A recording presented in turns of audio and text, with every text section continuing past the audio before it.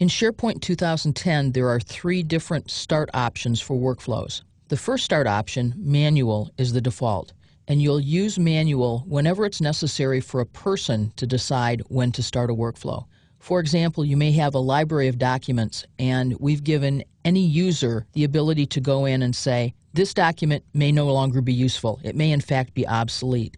And so we want the user to be able to right-click and kick off a workflow so that document would be reviewed.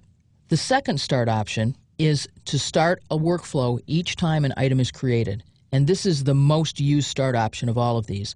It's used virtually any time you have a list or library where someone creates a new list item or drops a form in a library, and that begins the business process. So someone fills out a form, saves it, the workflow begins. The third possibility is that we want to have a workflow, but only when an item is modified. So we have a library that has lots of existing documents in there. They've already been approved. Now, when someone goes in and changes the document because it's time to modify it or time to update it, that review starts the workflow. Let me remind you where these settings are.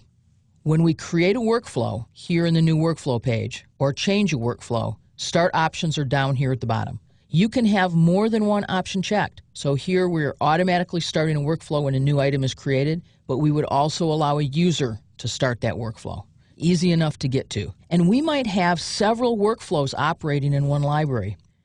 For example, that same document library that has a workflow every time there's a new document placed in it, so that each time an item is created there's a workflow, might also have a different workflow that runs each time that same document is modified.